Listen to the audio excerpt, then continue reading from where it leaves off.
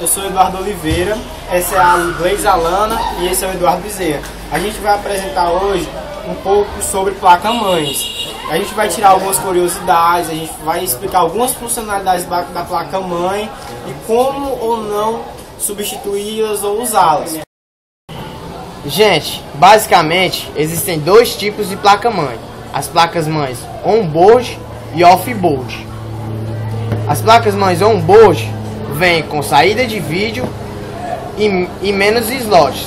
Já as placas-mães off-board não tem a saída de vídeo e vêm com muito mais slots.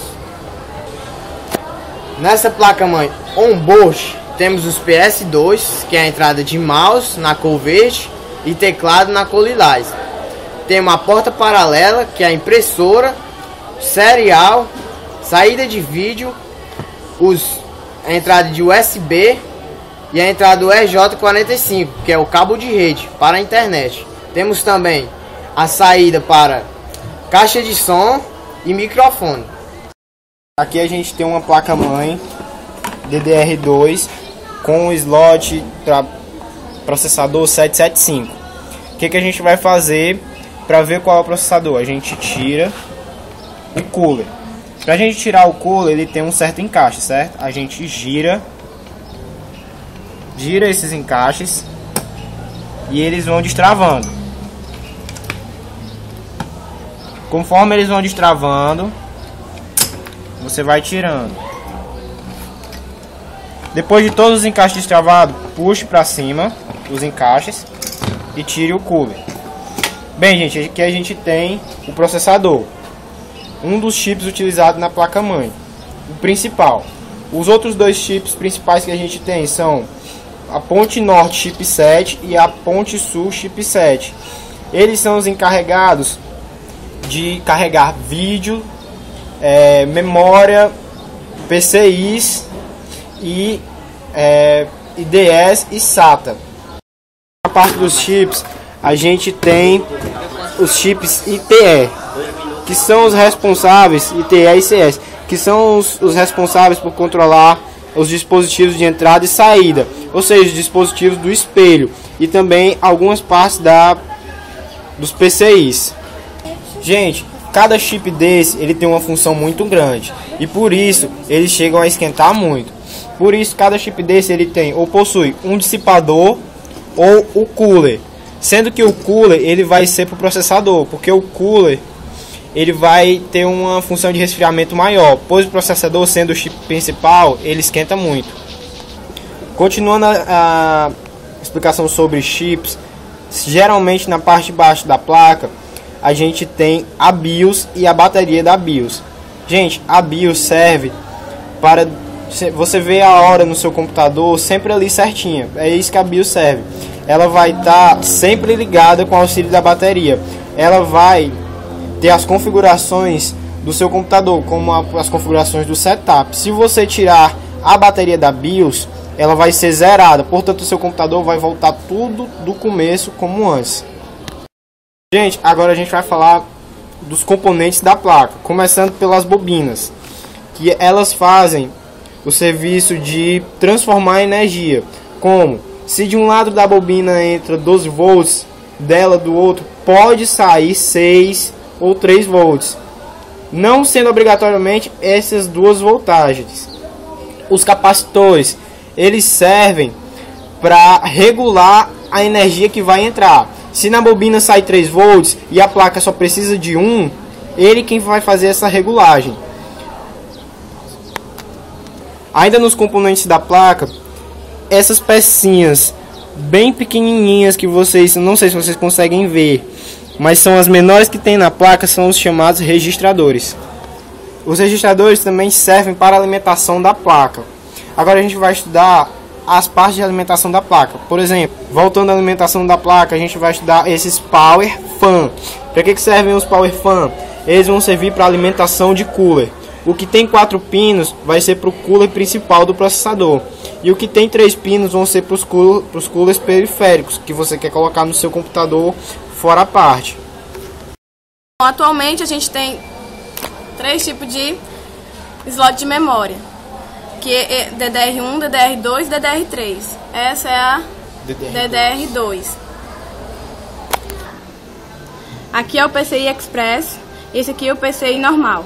O PCI Express é usado para placa de vídeo e esse aqui para fax modem. Esse daqui é para outros tipos de expansão. Como foi falado no vídeo anterior, a gente tem 3 tipos de memória: DDR1, DDR2 e DDR3 atualmente. A DDR1, o barramento dela chega a ser pouco, com mais ou menos 300 MHz. A DDR2, que é o que a gente tem nessa placa aqui, o barramento dela chega até 800, 900 MHz. E a DDR3, que é a memória mais atual, que foi lançada agora, há pouquíssimo tempo, mais ou menos um ano, em 2011, ela vai com barramento até 1700. Na parte dos slots, a gente tem aqui um AGP. O AGP, gente, ele foi um slot mais rápido em consideração aos PCIs normais. Por quê? Porque o AGP já foi um lançamento que ele foi depois do PCI, sendo que ele é mais fraco do que o PCI Express, que é um lançamento atual.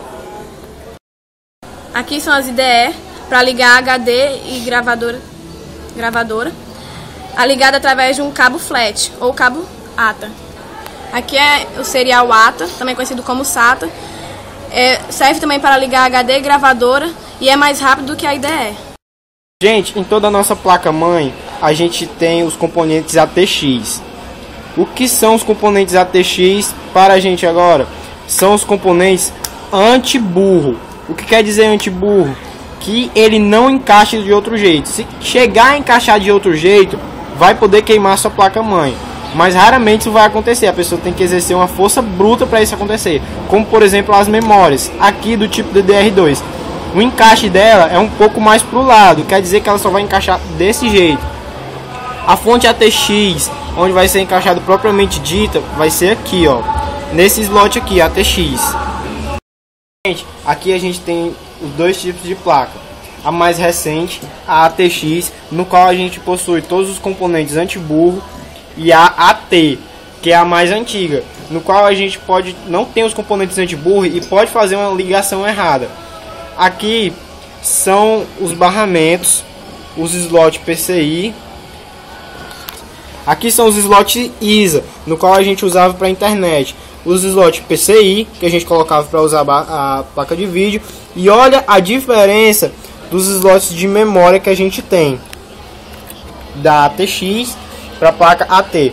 Na placa AT, a gente só tinha somente a entrada de teclado, que era PS1 na época. Aqui na ATX a gente tem as PS2 mais modernas, com um anti-burro e coloridas para diferenciar para o usuário.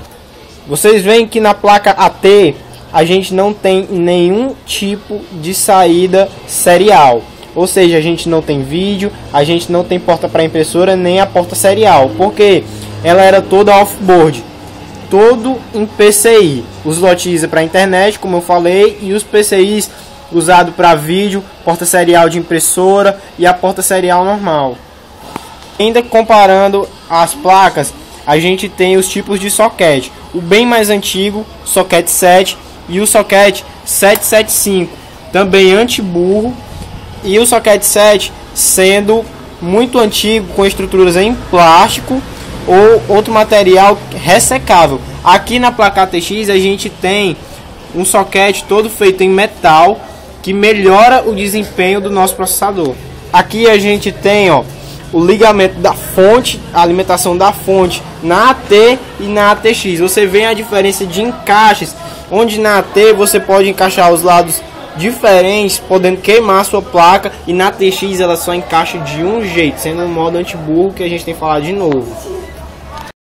Essa é uma fonte, como vocês podem ver.